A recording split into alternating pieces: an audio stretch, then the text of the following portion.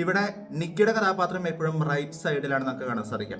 അതേ സമയത്ത് സാറയുടെ കഥാപാത്രം എപ്പോഴും ലെഫ്റ്റ് സൈഡിലാണ് നമുക്ക് കാണാൻ സാധിക്കുക. ഇത് സാറയുടെ തന്നെ ആ ഒരു സ്കാൽപ്പ്, അതായത് മുടി പറിച്ചെടുത്തിട്ടാണ് അതുപോലെ തന്നെയാണ് അവർ ഡ്രസ് ചെയ്തിട്ടാണ് വന്നേക്കണേ.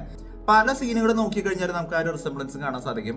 നോട്ടത്തിലും ഭാവത്തിലും നടത്തത്തിലും ഈവൻ ആ ഒരു അകത്ത് വെച്ച് ആ ഒരു നിക്കി യൂറിനേറ്റ് ചെയ്യുന്ന ആ ഒരു കാർപ്പറ്റിലേക്ക് യൂറിനേറ്റ് ചെയ്യുന്ന സീനൊക്കെ നമ്മൾ നോക്കിക്കഴിഞ്ഞാൽ പോലും നിങ്ങൾക്ക് കാണാൻ പറ്റും. ഒബ്സഷൻ സിനിമ കണ്ടവരാണ് നിങ്ങളെന്നുണ്ടെങ്കിൽ നിങ്ങൾക്ക് റെക്കമെൻഡ് ചെയ്ത് തരാൻ പറ്റുന്ന ഒരു അടിപൊളി സിനിമ കൂടിയുണ്ട്. നിങ്ങളൊരു പക്ഷേ കാണാത്തൊരു സിനിമയായിരിക്കാം. OTT വന്നേക്കുന്ന ഒരു സിനിമയാണ്. ശരിക്കും ഇതേ തന്നെ ഒരു പഞ്ച് കിട്ടുന്ന ഒരു കൈൻഡ് ഓഫ് ഒരു സിനിമയാണ്. ഒരു A24 സിനിമയാണ്. ഇതിനെക്കുറിച്ചുള്ള ഡീറ്റെയിൽസും ഒപ്പം തന്നെ ഒബ്സഷൻ കണ്ടേക്കുന്ന സമയത്ത് എനിക്ക് മനസ്സിലാക്കാൻ സാധിച്ചേക്കുന്ന കുറേ ആളുകൾ മിസ് ഔട്ട് ചെയ്തേക്കുന്ന ഒരു ഹിഡൻ ഡീറ്റെയിൽ കൂടിയാണ് നമ്മൾ പറയാനായിട്ട് പോകുന്നത്. എല്ലാ പ്രേക്ഷകർക്കും ഒരു വീഡിയോയിലേക്ക് സ്വാഗതം. എൻ്റെ പേര് ഡൊണാൾഡ് എന്നാണ്. Welcome back to today's video. Obsession ഒരു ഇൻട്രൊഡക്ഷൻ്റെ ആവശ്യമില്ല. ലോകത്തിലെ ഏറ്റവും കൂടുതൽ കളക്ട് ചെയ്തേക്കുന്ന the highest collected A24 cinema എന്നുള്ളൊരു കാറ്റഗറിയിലോട്ട് ഒബ്സഷൻ മാറിയേക്കാണ്. ഒരു യൂട്യൂബർ ആയിട്ടുള്ള കറി ബേക്കറാണ് ഈ സിനിമ ചെയ്തേക്കുന്നത് എന്നുള്ളൊരു കാര്യം എല്ലാവർക്കും അറിയാം. പക്ഷെ പല ആൾക്കാർക്ക് അറിയാത്തൊരു കാര്യം എന്ന് പറയുന്നത് ഇന്ത്യൻ അവരറ്റി എന്ന് പറയുന്ന സിനിമയിലുള്ള ലീഡ് ആക്ട്രസ് അവരും ആക്ച്വലി ഒരു യൂട്യൂബ് സ്ട്രീമർ ആയിരുന്നു. ഗെയിം സ്ട്രീമർ ആയിരുന്നു. സോ ഒരു ചെറിയ ബഡ്ജറ്റിൽ വന്നേക്കുന്ന 7 കോടി രൂപയോളം ബഡ്ജറ്റിൽ വന്നേക്കുന്ന ഒരു സിനിമ ഏതാണ്ട് ഇപ്പോൾ 2000 കോടി കഴിഞ്ഞ് 3000 കോടിയിലോട്ട് എത്തിക്കൊണ്ടിരിക്കുകയാണ്. It's one of its kind. ഈ സിനിമ കണ്ടവർക്ക് മനസ്സിലാവും. സിനിമ എന്ന് പറയുന്നത് ഒരു വൻ പൊളി പടാണ്. അതായത് ഒരു റിവ്യൂ ആയിട്ടൊന്നും ഞാൻ ഡീറ്റെയിൽ ആയിട്ടൊന്നും കൂടുതൽ പറയണില്ല. നിങ്ങളുടെ അടുത്തൊരു തിയേറ്റർ ഉണ്ടെന്നുണ്ടെങ്കിൽ മസ്റ്റ് വാച്ചായിട്ട് കണ്ടിരിക്കേണ്ട ഒരു A24 കാറ്റഗറി വന്നേക്കുന്ന സിനിമ എന്ന് ഞാൻ പറയും. ബിക്കോസ് നിങ്ങൾ ജംസ്കെയർ ചെയ്യുന്നതിൽ മാത്രമല്ല സിനിമയുടെ വിജയം. ഈ സിനിമയിൽ വന്നേക്കുന്ന ലീഡ് ആക്ട്രസ് ഇന്ത്യൻ അവരറ്റിയുടെ ഒരു പെർഫോമൻസും കൂടെ വന്നേക്കുന്ന മൈക്കിൾ എന്ന് പറയുന്ന ഇതിനകത്ത് ബെയർ എന്ന് പറയുന്ന ക്യാരക്ടർ ചെയ്തേക്കുന്ന അവരുടെയൊക്കെ പെർഫോമൻസ് എന്ന് പറയുന്നത് ശരിക്കും മൈൻഡ് ബ്ലോയിങ് ആണ്. ഇവരുടെയൊക്കെ ഒരു ഫസ്റ്റ് പെർഫോമൻസ് ആണെന്ന് ഞങ്ങൾക്ക് തോന്നില്ല. അത്ര ഗംഭീരമായിട്ട് ചെയ്തു വെച്ചിരിക്കുന്ന സിനിമ. ഇതിൻ്റെ ഒരു മേക്കിംഗ് സ്റ്റൈലിലും പ്രത്യേകിച്ച് ഇതിൻ്റെ സൗണ്ട് എഫക്റ്റിലും, അതായത് സൗണ്ട് എന്ന് പറയുന്നത് എത്രത്തോളം ഇമ്പോർട്ടൻ്റ് ആണ് ഒരു സിനിമയിൽ എന്നുള്ളൊരു കാര്യം കാണുന്നുണ്ടെങ്കിൽ ഈ സിനിമ കാണുമെന്ന് ഞാൻ പറയാം. തിയേറ്ററിൽ കണ്ടു കഴിഞ്ഞാൽ നല്ല സൗണ്ടിങ് ഉള്ള നല്ല തിയേറ്ററിൽ കാണുന്നുണ്ടെങ്കിൽ നിങ്ങൾ ശരിക്കും ഞെട്ടും എന്നുള്ളൊരു കാര്യത്തിൽ യാതൊരു സംശയം വേണ്ട. ഒബ്സഷൻ സിനിമ കണ്ടേക്കുന്ന സമയത്ത് ഞാൻ മനസ്സിലാക്കിയേക്കുന്ന ഒരു ഹിഡൻ ഡീറ്റെയിൽ പറയുന്നതിന് മുന്നേ തന്നെ നിങ്ങൾക്ക് ഞാൻ റെക്കമെൻഡ് ചെയ്യുന്ന ഒരു സിനിമ കൂടിയുണ്ട്. ശരിക്കും ഒബ്സഷൻ നിങ്ങൾ കണ്ടേക്കുന്ന ഒരാളാണെന്നുണ്ടെങ്കിൽ നിങ്ങൾ തീർച്ചയായിട്ടും കണ്ടിരിക്കേണ്ട ഒരു സിനിമയാണ് പേൾ എന്ന് പറയുന്ന ഒരു സിനിമ. 2022 തോന്നുന്നു ഇറങ്ങിയിരിക്കുന്ന ഒരു സിനിമയാണ് പേൾ എന്ന് പറയുന്ന സിനിമ. ഒരു യങ് ലേഡിയുടെ ഒരു ചെറുപ്പക്കാരിയായിട്ടുള്ള ഒരു പെൺകുട്ടിയുടെ ഒരു കഥ പറയുന്ന, പേൾ എന്ന് പറയുന്ന ഒരു പെൺകുട്ടിയുടെ ഒരു കഥ പറയുന്ന ഒരു സുന്ദരബഹുലമായിട്ടുള്ള സിനിമയാണ്. A24 സിനിമയാണ്. നിങ്ങൾ തീർച്ചയായിട്ടും കണ്ടിരിക്കേണ്ട ഒരു സിനിമയാണ്. കാരണം ഈ സിനിമ കാണാൻ പറ്റിയവർക്ക് റിലേറ്റ് ചെയ്യാൻ പറ്റുന്ന, ഇത് ഇഷ്ടപ്പെട്ടവർക്ക് കണക്ട് ആവുന്ന, ഇഷ്ടപ്പെടുന്ന ഒരു സിനിമ തന്നെയായിരിക്കും പേൾ എന്ന് പറയുന്ന സിനിമ. 2022 വേർഷനാണ്. തീർച്ചയായിട്ടും കണ്ടുനോക്കുക. ഒരു ഗംഭീര പടമാണ്. ഒബ്സഷൻ കണ്ടേക്കുന്ന സമയത്ത് ഞാൻ മനസ്സിലാക്കിയേക്കുന്ന കുറച്ച് കാര്യങ്ങൾ നിങ്ങളോട് ഫസ്റ്റ് തന്നെ അങ്ങ് പറയാണ്. അതൊരു ഗംഭീര ഹിഡൻ ഡീറ്റെയിൽ എന്നുള്ളൊരു കാര്യം എനിക്കറിയില്ല. പക്ഷേ ഒബ്സഷൻ എന്ന് പറയുന്ന ഒരു കാര്യം നമുക്ക് തരുന്ന ഒരു പ്രധാനപ്പെട്ട കാര്യം എന്ന് പറയുന്നത് ഒന്ന് ഈ സിനിമയുടെ പേര് പോലെ തന്നെ ഒരാൾ മറ്റൊരാളോട് ഒബ്സസ്ഡ് ആയിട്ട് മാറിക്കഴിഞ്ഞ് കഴിഞ്ഞാൽ അതൊരു പരിധി വിട്ട് കഴിഞ്ഞാൽ എത്രത്തോളം ടോക്സിക് ആണെന്നുള്ളൊരു കാര്യം നമുക്ക് ഈ സിനിമ കണ്ടേക്കുന്ന സമയത്ത് മനസ്സിലായിട്ടുണ്ട് അല്ലേ. ശരിക്കും ആ സിനിമ കാണുന്ന സമയത്ത് ഈ മൈക്കിളുടെ ക്യാരക്ടറിന്, അതായത് നമ്മുടെ ബെയർ എന്ന് പറയുന്ന ആ ഒരു ക്യാരക്ടറെ നമ്മൾ നോക്കിക്കഴിഞ്ഞാൽ ഭയങ്കര പാവം തോന്നും. കാരണം ഇയാളുടെ ഒരു അവസ്ഥ കാണും. അയാൾക്ക് ഇനി പുതിയൊരു ജീവിതം ഇല്ലാതുള്ള ഒരു അവസ്ഥയിലോട്ട് അയാൾ ലിറ്ററലി ലോക്കായിരിക്കുന്ന ഒരു അവസ്ഥയിലാണ് നമുക്ക് സിനിമയിൽ കാണാൻ സാധിക്കുക. പക്ഷെ ഇങ്ങനെയൊക്കെ ചിന്തിക്കുന്ന സമയത്ത് ശരിക്കും ഈ സിനിമയിലെ പ്രധാനപ്പെട്ട വില്ലൻ ആരാണെന്നുള്ളൊരു കാര്യം ചോദിച്ചു കഴിഞ്ഞാൽ അത് നിക്കിയല്ല. ശരിക്കും പറയുകയാണെങ്കിൽ അത് ബെയർ തന്നെയാണ്. ബെയറാണ് ആ വൺ വിഷ് എന്ന് പറയുന്ന ഒരു സംഭവം ഉപയോഗിച്ചുകൊണ്ട് നിക്കി തന്നിലോട്ട് ഒബ്സസ്ഡ് ആവണം എന്നുള്ളൊരു വിഷ് സ്പെല്ല് ചെയ്തത് പറഞ്ഞത്. അതുകൊണ്ട് തന്നെയാണ് നിക്കി ഇയാളോട് ഒബ്സസ്ഡ് ആയതും. സോ സത്യത്തിൽ ഈ സിനിമയിൽ നിക്കി എന്ന് പറയുന്നത് ഒരു വിക്ടിമാണ്.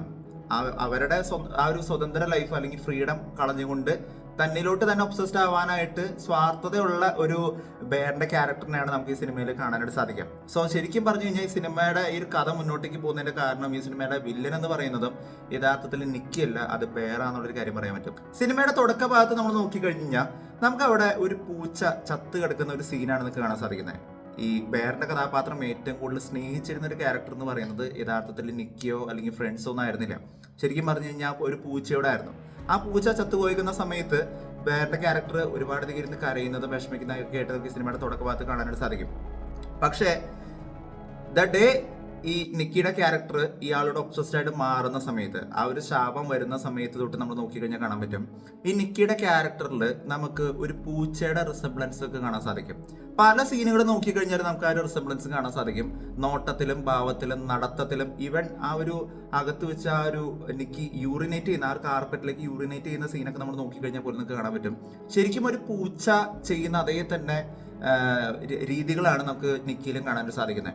ശരിക്കും നിക്കി പോസസ്ഡ് ആണോ എന്നുള്ളൊരു ചോദ്യം നമ്മൾ ചോദിച്ചു കഴിഞ്ഞ് കഴിഞ്ഞാൽ ഞാൻ പറയും നിക്കി പോസസ്ഡ് ഒന്നും അല്ല എന്നാണ് ഞാൻ പറയാം. കാരണം ശരിക്കും നിക്കി എന്ന് പറയുന്ന കഥാപാത്രം അവർക്കുണ്ടായിരിക്കുന്ന ശാപം മൂലം അവര് ഏറ്റവും കൂടുതൽ ഒബ്സസ്ഡ് ആയിരിക്കുന്നത് ഇപ്പോൾ ബെയറിനോടാണ്. പക്ഷേ ബെയർ ഏറ്റവും കൂടുതൽ സ്നേഹിക്കുന്ന ആരെയാണ്?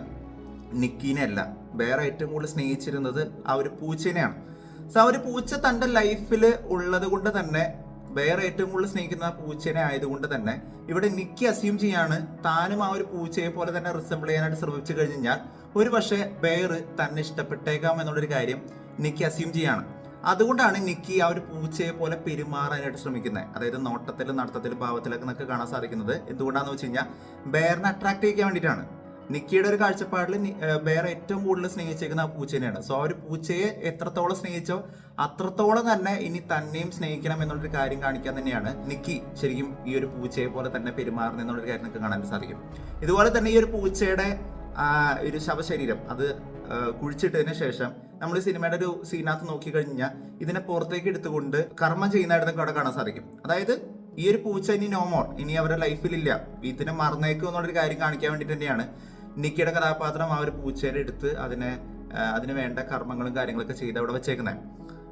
ഈ സിനിമയിൽ നിങ്ങൾ ശ്രദ്ധിച്ചേക്കുന്ന ഒരു പ്രധാനപ്പെട്ട ഒരു കാര്യം ഉണ്ടാവും, അല്ലെങ്കിൽ ശ്രദ്ധിച്ചില്ലെങ്കിൽ നിങ്ങൾ ശ്രദ്ധിക്കേണ്ട ഒരു കാര്യം എന്ന് വെച്ച് കഴിഞ്ഞാൽ ഈ സിനിമയിൽ 2 ലേഡി ക്യാരക്ടേഴ്സിനെയാണ് നമുക്ക് പ്രൊമിനന്റ് ആയിട്ട് കാണാൻ സാധിക്കാം. ഒന്ന് നിക്കിയാണ്, മറ്റൊന്ന് സാറയാണ്. ഇവർ 2 പേരോടും ബെയർ എന്ന് പറയുന്ന കഥാപാത്രം നമ്മുടെ നായകന് ഇഷ്ടം തോന്നുന്നതായിട്ട് നമുക്ക് കാണാൻ സാധിക്കും. ശരിക്കും സിനിമയിൽ ഒരു ജംപ് സ്കെയർ സീനുണ്ട്, അത് കണ്ടവർക്ക് പെട്ടെന്ന് മനസ്സിലാവും. ഈ സിനിമയിലെ ഒരു സീനിനകത്ത് ഈ സാറയുടെ കഥാപാത്രത്തിനെ നിക്കി കൊല്ലുന്നതായിട്ട് നമുക്ക് കാണാൻ സാധിക്കുന്നുണ്ട്. അതായത് അടിച്ച് അങ്ങനെ അടിച്ച് സെൻസർ ബോർഡ് കുറെ കട്ട് ചെയ്ത് കളഞ്ഞിട്ടുണ്ട്. ശരിക്കും നിക്കി എന്തിനാണ് സാറേനെ കൊല്ലുന്നത് എന്നുള്ളൊരു കാര്യം നമ്മളൊന്ന് നോക്കിക്കഴിഞ്ഞാൽ ഈ ഒരു ഒബ്സഷൻ തന്നെയാണ് അതിന്റെ കാരണം എന്ന് പറയാൻ പറ്റൂലേ. അതായത് സാറയോട് ഒരുപക്ഷെ ബെയർ അട്രാക്റ്റഡ് ആയി കഴിഞ്ഞാൽ, അല്ലെങ്കിൽ സാറയുമായിട്ട് റിലേഷൻഷിപ്പിലോട്ട് പോയാലോ എന്നുള്ളൊരു പേടി കൊണ്ട് തന്നെയാണ് ശരിക്കും ഇവിടെ നിക്കി സാറേനെ കൊല്ലുന്നതായിട്ട് നിങ്ങൾക്ക് കാണാൻ സാധിക്കുന്നത്. ഈ ഒരു അവസാന സീനിലോട്ട് നമ്മൾ നോക്കിക്കഴിഞ്ഞാൽ നമുക്ക് കാണാൻ സാധിക്കും പ്രീവിയസ് സീനുകളിൽ സാറയുടെ കഥാപാത്രം ഇട്ടിരുന്ന ഡ്രസ്സും സാറയുടെ ടാറ്റും ഒക്കെ ഇവിടെ നിക്കി റിസംബിൾ ചെയ്യുന്നതായിട്ട് നമുക്ക് കാണാൻ സാധിക്കും. ഇവിടെ നിക്കിയിൽ നമ്മൾ നോക്കിക്കഴിഞ്ഞാൽ സിനിമയുടെ അവസാന ഭാഗത്ത് നമുക്ക് ഈ ടാറ്റും മറ്റൊക്കെ കാണാൻ സാധിക്കും. ഈ ടാറ്റു എന്ന് പറയുന്നത് യഥാർത്ഥത്തിൽ സാറയുടെ ടാറ്റു ആണ്. സോ സാറ ഈ ഒരു ത്രെട്ടായിട്ട് നിന്നിട്ട് സാറേനെ തീർത്തേക്കുന്ന സമയത്ത് നേരത്തെ ഞാൻ പറഞ്ഞ അതേ തന്നെ കേസ്, അതായത് പൂച്ചേനെ പോലെ റിസംബിൾ ചെയ്യാൻ ശ്രമിച്ചിരിക്കുന്ന നിക്കി ഇപ്പൊ റിസംബിൾ ചെയ്യാനായിട്ട് നോക്കുന്നത് ബെയർ ഏറ്റവും കൂടുതൽ ഇഷ്ടപ്പെട്ടിരുന്ന അല്ലെങ്കിൽ ഇഷ്ടം തോന്നിയിരുന്ന സാറേനെ തന്നെയാണ്. സോ സാറേനെ പോലെ ആയിട്ട് നിക്കിയിൽ നിന്നൊരു അറ്റൻഷൻ അല്ലെങ്കിൽ ഒരു അട്രാക്ഷൻ പിടിച്ചു പറ്റുക എന്നുള്ളൊരു ഉദ്ദേശത്തോട് കൂടി തന്നെയാണ് ഇവിടെ നിക്കി സാറേനെ പോലെ ഡ്രസ്സിങ് ചെയ്ത് അതേ തന്നെ ടാറ്റു അടിച്ച്, ഈവൻ അവരുടെ വിഗ് പോലും നോക്കിക്കഴിഞ്ഞാൽ കാണാൻ സാധിക്കും, നിക്കിയുടെ വിഗ് നോക്കിക്കഴിഞ്ഞാൽ കാണാൻ സാധിക്കും ഇത് സാറയുടെ തന്നെ ആ ഒരു സ്കാൽപ്പ്, അതായത് മുടി പറിച്ചെടുത്തിട്ടാണ് അതുപോലെ തന്നെയാണ് അവർ ഡ്രസ്സ് ചെയ്തിട്ടാണ് വന്നേക്കണേ. സോ അത്രയ്ക്കും ഒബ്സസ്ഡ് ആയിട്ടുള്ള ഒരു കഥാപാത്രമാണ് ഇവിടെ നിക്കി എന്നുള്ളൊരു കാര്യം തന്നെയാണ് നമുക്ക് കാണാൻ സാധിക്കുന്ന ഒരു കാര്യം എന്ന് പറയുന്നത്. ആൻഡ് ഇവിടെ ഈ ഒരു പൊസിഷനിങ് നമ്മൾ നോക്കിക്കഴിഞ്ഞാൽ നമുക്ക് കാണാൻ സാധിക്കും ഇവിടെ നിക്കിയുടെ കഥാപാത്രം എപ്പോഴും റൈറ്റ് സൈഡിലാണ് നമുക്ക് കാണാൻ സാധിക്കുക, അതേ സമയത്ത് സാറയുടെ കഥാപാത്രം എപ്പോഴും ലെഫ്റ്റ് സൈഡിലാണ് നമുക്ക് കാണാൻ സാധിക്കുക. സോ ഒരു ക്യാരക്ടറൈസേഷനും അതിന്റെ പൊസിഷനിങ്ങിലൊക്കെ ഒരുപാടധികം ഹിഡൻ ഡീറ്റെയിലുകൾ അടങ്ങിയേക്കുന്ന ഒരു സിനിമയാണ് ഈ ഒബ്സഷൻ എന്ന് പറയുന്ന ഒരു സിനിമ എന്ന് പറയാൻ പറ്റും. The moral of the stories, ഒരാളിലും അമിതമായിട്ട് നമ്മൾ ഇഷ്ടം വരുത്തി വെക്കരുത്. അതായത് ഇഷ്ടമെന്ന് പറയുന്നത് നല്ലതാണ്, പക്ഷെ അതിൻ്റെ ഒരു പരിധി കഴിഞ്ഞ് കഴിഞ്ഞാൽ അത്ര വലിയ ടോക്സിസിറ്റി ഉള്ള ഒരു സംഭവം വേറെ ഒന്നും ഇല്ല എന്നുള്ളൊരു കാര്യം തന്നെ കാണിക്കുന്ന തരത്തിലുള്ള സിനിമ തന്നെയാണ് യഥാർത്ഥത്തിൽ ഒബ്സഷൻ എന്ന് പറയുന്ന സിനിമ എന്ന് പറയുന്നത്. വെറുതെ ഒരു ജംപ് സ്കെയർ തരുന്ന സിനിമയല്ല, നേരെ മറിച്ച് നല്ലൊരു മോറൽ ഉള്ളൊരു സിനിമയാണ് ഈ ഒരു ഒബ്സഷൻ എന്നുള്ളൊരു കാര്യം പറയാൻ പറ്റും. അതായത് ഒരാൾ സ്വന്തം സ്വാർത്ഥത മൂലം മറ്റൊരാളുടെ ഇഷ്ടം പിടിച്ചു പറ്റാനായിട്ട് ശ്രമിച്ചു കഴിഞ്ഞാൽ അത് എത്രത്തോളം ഭയാനകമായിരിക്കും എന്നുള്ളൊരു കാര്യം കാണിച്ചു തരുന്ന ഒരു സിനിമ തന്നെയാണ് ശരിക്കും ഈ ഒരു ഒബ്സഷൻ എന്ന് പറയുന്ന സിനിമ എന്ന് പറയുന്നത്. സിനിമയുടെ എൻഡ് നോക്കിക്കഴിഞ്ഞാൽ എങ്ങനെയാണ് ഇവിടെ ഈ സിനിമയുടെ അവസാനം സ്വാർത്ഥതയോട് കൂടിയിട്ട് താൻ ഇഷ്ടം നേടിയെടുക്കാനായിട്ട് ബെയർ ശ്രമിച്ചു എന്നുണ്ടെങ്കിലും ബെയർ ഈ സിനിമയുടെ അവസാനം മരിച്ചു പോവാണ് ചെയ്യുന്നത് അല്ലേ. അവിടെയും ബെയർ മരിക്കുന്നതിന്റെ കാരണം എന്ന് പറയുന്നത് എന്താണ്? സ്നേഹം തന്നെയാണ്, അതായത് ഒബ്സഷൻ തന്നെയാണ് അതിന്റെ കാരണം. നമുക്ക് ഈ സിനിമയുടെ അവസാന ഭാഗത്ത് നോക്കി കഴിഞ്ഞാൽ കാണാൻ സാധിക്കും, ബെയർ ആ പൂച്ച കഴിച്ചിരുന്ന ആ മരുന്നെടുത്ത് കഴിക്കുന്നുണ്ടെങ്കിലും ബെയർ അതിനെ വോമിറ്റ് ചെയ്ത് കളയാൻ ശ്രമിക്കുന്നുണ്ട്.